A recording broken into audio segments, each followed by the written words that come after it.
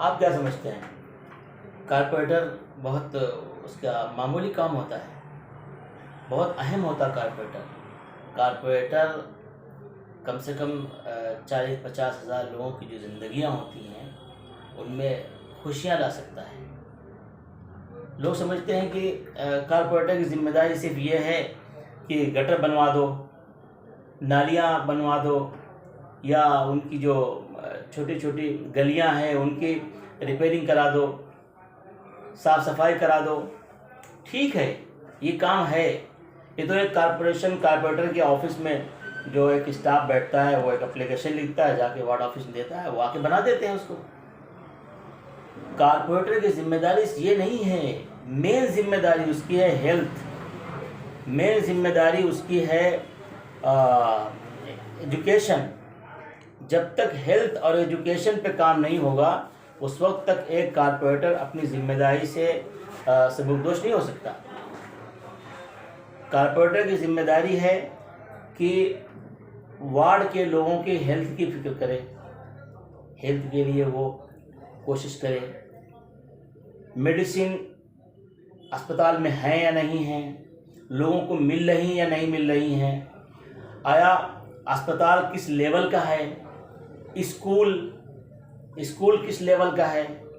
School अभी जो municipality के स्कूल होते हैं, म्यूनसिपैलिटी के स्कूल इतना ज़्यादा बजट है स्कूल का, इतना ज़्यादा बजट है स्कूल का कि अगर कारपोरेटर चाहे तो अपने एरिया में, उसके एरिया में जो स्कूल है उस स्कूल को प्राइवेट लेवल का बना दे, बल्कि उससे अच्छा बना दे। क्योंकि प्राइवेट में तो पैसा प्राइवेट लोग से आता है, सेक्टर से।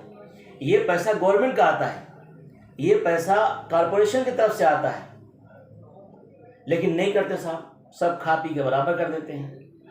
जब हेल्थ नहीं होगी, एजुकेशन नहीं होगी, तो पूरा समाज बीमार हो जाएगा, मुर्दा हो जाएगा। इन तमाम कारपोरेटरों ने, चाहे जो समाजवादी के कारपोरेटर रहे हैं वो, या जो कांग्रेस के कारपोरेटर रहे हैं वो, इन सब ने पूरे इस वार्ड को मुर्दा कर दिया। आपको पता है कि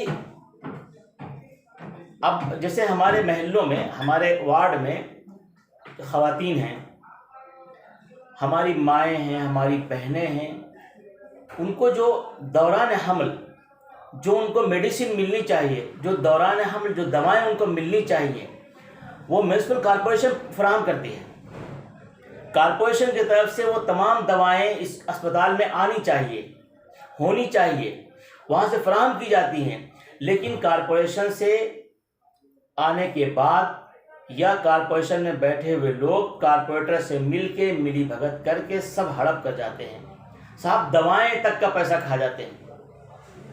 अब वो क्या, वो जो ख़वातीन, मान लीजिए जो ख़वातीन हमारी माएँ बहनें हमारी प्रेग्नेंट हैं, हामिला हैं, उनको दवा चाहिए वक्त पर, ट्रीटमेंट चाहिए उनको वक्त पर। यहाँ पर कोई मेटर्निटी अस्पताल ही नहीं है। जो अस्पताल है यहाँ पर वो किसी काम का नहीं है। वहाँ जाइए साहब, दवाएं नहीं मिलती। एक कारपोरेटर का काम है, लेकिन उसने कुछ किया ही नहीं। अभी 2 दिन पहले एक स्कीम ख़त्म हुई है।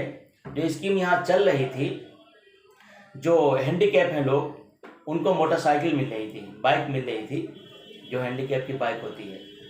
वो परसों उसकी डेट आखिरी थी। क्या इस वार्ड के किसी भी व्यक्ति को ये मालूम है ये स्कीम चल रही थी? क्या अगर आपके कारपोरेटर ने आपको बताया कि ये स्कीम चल रही थी? नहीं बताया किसी ने। या यहाँ पर जो 4000 वोट लेके सेकंड पोजीशन पे था, जो मेन अपोजिशन था, क्या उसने बताया आप लोगों को? नहीं बताया। ये कांग्रेस हो या समाजवादी हो या भाजपा हो या सेना हो या दूसरी कोई पार्टी हो, ये सारे के सारे लोग मिल बांट कर खा लेते हैं, आवाम को बेवकूफ़ बना देते हैं, आवाम को फंसा देते हैं गटर और मीटर में। और बेचारे समझते हैं कि हमारी गली साफ हो गई, हमारी गली का काम हो गया, हमारे यहाँ गटर बह रहा था, वो उसमें हमारे कारपोरेटर साहब ने काम करा दिया, बड़ा अच्छा हो गया। जी नहीं, ये बहुत मामूली काम है। ये सबसे निचली सतह का काम है। अहम काम है हेल्थ, अहम काम है एजुकेशन। 4 साल का बच्चा हो गया, उसको एजुकेशन मिल रही कि नहीं मिल रही है, एजुकेशन में उसका एडमिशन हुआ कि नहीं हुआ। हमारे वार्ड में कितने बच्चे हैं जो स्कूल जाने के लायक हो गए हैं, क्या वो स्कूल जा रहे हैं या नहीं जा रहे हैं। कारपोरेटर की जिम्मेदारी कि उसकी खबर ले। मान लीजिए एक गली के अंदर 10 बच्चे हैं, 10 बच्चे में से 5 बच्चे स्कूल जाना चाह रहे हैं लेकिन असबाब नहीं है, वालिदैन के पास भरने के लिए फीस नहीं है, वो अच्छे स्कूल में पढ़ाना चाहते हैं, वो कारपोरेशन के स्कूल में पढ़ाना नहीं चाहते। क्यों? वो स्कूल ही बराए नाम है, बस बेंचें वहाँ मिल जाएंगी, टूटी फूटी दीवारें मिल जाएंगी, आप कहीं लेटरिन की तरफ चले गए तो बदबू से आपकी नाक फट जाएगी। ये कारपोरेटर की जिम्मेदारी है कि उस स्कूल को बेहतरीन लेवल का बनाए और फिर उन बच्चों को वहाँ एडमिशन कराए।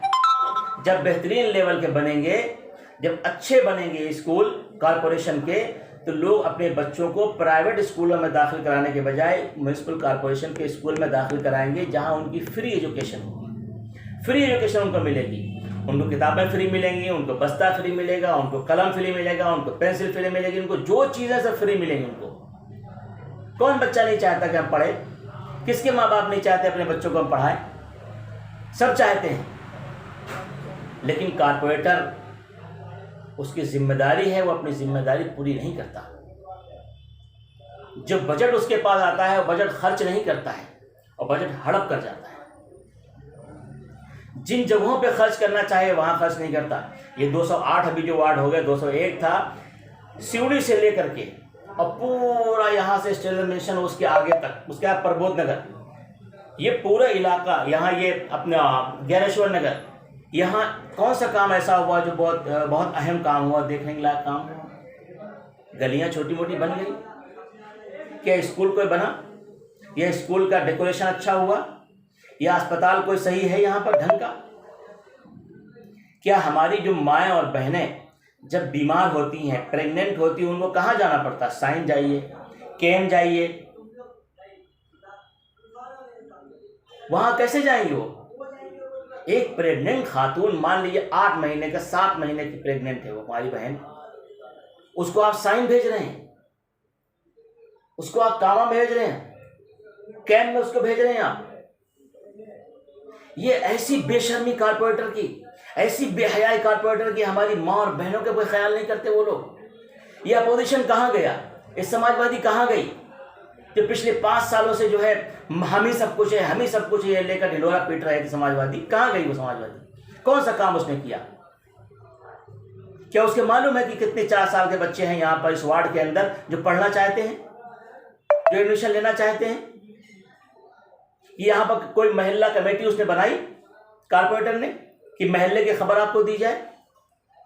नहीं बनाई। बनाना चाहिए। अगर नहीं बनाते हैं तो कारपोरेटर रहने का उनको हक नहीं बनता। अगर वो काम करें तो उसका सबूत पेश करें। अगर किया हो तो पब्लिक जानती है, उनका साथ देगी, और अगर नहीं किया है तो पब्लिक उनको उखाड़ कर फेंकेगी इंशाअल्लाह इस बार। और मैं मजलिस इत्तेहाद मुस्लिमीन की तरफ से ये वादा करता हूँ कि जो अपने बस में होगा वो होगा, लेकिन एक वादा और कि मजलिस इत्तेहाद मुस्लिमीन का कैंडिडेट आपको मायूस कभी नहीं करेगा, क्योंकि उसके ऊपर असदुद्दीन ओवैसी सर पर सवार होते हैं, अकबरुद्दीन ओवैसी सर पर सवार होते हैं। रात को 2 बजे भी अगर आप फ़ोन करेंगे तो 2 बजे उसको फ़ोन उठाना है। आपको ज़रूरत के बाद उसको हाजिर होना है, और अगर नहीं हाजिर हुआ, हमारा कारपोरेटर्स यही मसला है, MIM के कारपोरेटर्स का यही मसला है, MLAs का यही मसला है कि अगर उनके वहाँ से कोई भी फ़ोन आ गया, बड़े साहब को या अकबर साहब को फ़ोन आ गया, तो रात को 2 बजे फ़ोन भी उठा लेंगे और आपको फ़ौरन कारपोरेटर को खटखटाएंगे कि देखो फलानी गली में ये बल्ब नहीं चल रहा है, तो वहाँ के लोग परेशान है, क्या हो रहा है, वहाँ जाओ फ़ौरन भाग के आना है, नाक रगड़ के आना है। लेकिन ये यहाँ क्या है, कांग्रेस का सोनिया गांधी कहीं और बैठी हैं, अखिलेश यादव कहीं और बैठे हुए हैं, और जो दूसरे 20 के लोग हैं, 20 के लोगों को क्या है, इधर से आया भैया तू अपनी जेब भर ले, तू अपनी जेब भर ले, सबकी जेबें भरी जा रही हैं, आवाम को लूट लो, लूट लो आवाम जितना आवाम को लूटना है। और आवाम से मैं आप लोगों के ज़रिए यहाँ के सेवड़ी वडाला जो हमारा ये तालुका पूरा है, और यहाँ का जो 208 नंबर वार्ड अब हो गया है, यहाँ के लोगों से मैं अपील करूँगा, गुजारिश करूँगा कि आप अच्छे और बुरे को पहचानें।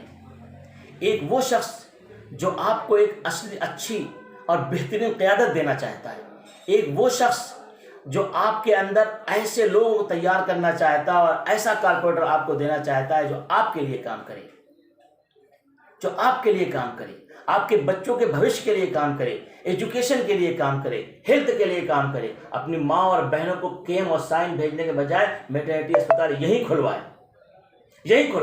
और इंशाअल्लाह देखिएगा, अगर मजलिस का कैंडिडेट चुन के आता है तो इंशाअल्लाह सबसे पहला काम ये होगा कि यहाँ का अस्पताल सबसे पहला जो बनेगा मैटरनिटी बनेगा। अब देखिएगा आप लोग, एजुकेशन का लेवल हाई होगा। जो यहाँ का जो स्कूल है, शायद 10वीं तक स्कूल है यहाँ तक भी, इसको भी आगे इसका स्टैंडर्ड बढ़ेगा, 12वीं तक कराया जाएगा। डेकोरेशन होगा, इसका लगेगा स्कूल है। अब तो ऐसा लगता है जानवरों का बाड़ा बना दिया उसको। एक कारपोरेटर की जिम्मेदारी थी। अच्छे लोग को चुनेंगे, अच्छा काम होगा, गलत लोग को चुनेंगे, गलत काम होगा। इसलिए गलत लोगों से बचिए।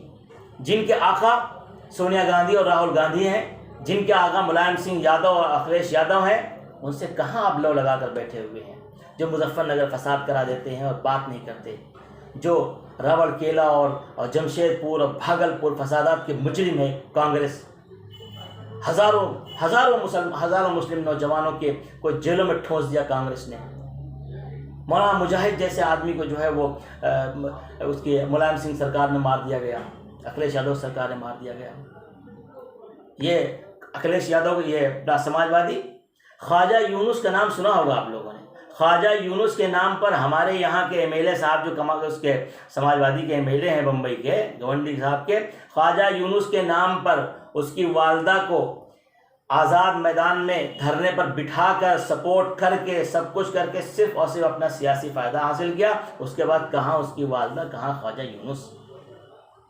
सिर्फ अपने सियासी सिंहासन पर बैठने के लिए एक मजबूर माँ का इस्तेमाल किया। हमने कभी इस्तेमाल नहीं किया। हमने से मतलब हमारी मजलिस ने कभी इस्तेमाल नहीं किया। किसी मजबूर की मजबूरी का हम फ़ायदा नहीं उठाते, बल्कि मजबूर की मजबूरी में हम मददगार बनने की कोशिश करते हैं। और इंशाल्लाह करेंगे, देखिएगा आप, इंशाल्लाह करेंगे। हम बुलंद बात दावे नहीं करते, जो भी कहते हैं इंशाअल्लाह के साथ कहते हैं। अगर अल्लाह ने चाहा तो हम करेंगे और अल्लाह ही करेगा इंशाल्लाह, सब कुछ वही कराएगा। हमारी नाक रगड़ के हमें करना पड़ेगा, कान पकड़ के हमसे करवाया जाएगा काम। सब कुछ तो अल्लाह के कब्जे में है। आपका वोट भी अल्लाह के कब्जे में है और हमारी गर्दन भी अल्लाह के कब्जे में है। देखिएगा, आपके वोट की ताकत अगर जिता कर लाते हैं मजलिस को, तो मजलिस इंशाअल्लाह आपको काम करके दिखाएगी। इस वार्ड की सूरत इंशाअल्लाह बदल देगी। बस आप लोग काम करते रहें, सपोर्ट करते रहें, हमारे सदर साहब के लिए दुआएं करते रहें। मुश्किल वक्त है, लोग उनकी जान के पीछे पड़े हुए हैं, लेकिन मोमिन है तो बेतेग भी लड़ता है सिपाही, काफिर है तो शमशीर पे करता है भरोसा, मोमिन है तो बेतेग भी लड़ता है सिपाही। वो मोमिन है, बेतेग लड़ता है। वो उसके हाथ में तलवार नहीं है, उसके पास ज़बान है, उसके पास दिमाग है, उसको अल्लाह ने ताकत दी, ज़बान की कलम है उसके पास। वो लड़ रहा है, दुनिया को ललकार रहा है। बड़ी बड़ी सियासी पार्टियां उसके सामने सरनगू हो चुकी हैं और इंशाअल्लाह देखिएगा ये फुस्ताई ताकतें, ये फाशिज्म इंशाअल्लाह सरनगू होगा उस ओवैसी के सामने और आप लोगों के सामने। देखिएगा इंशाअल्लाह फतेह आपकी होगी कि अगर आप हक पर हैं तो फतेह आपकी होगी। अगर आप हक पर नहीं हैं, हम हक पर नहीं हैं, कितना भी चीख ले, कितना भी चिल्ला ले, फतेह हमारी नहीं हो सकती है। फतेह तो हक की होती है। अल्लाह फतेह देने वाला है इंशाअल्लाह। अस्सलाम वालेकुम। हमारा पैगाम पहुँचाइए लोगों तक।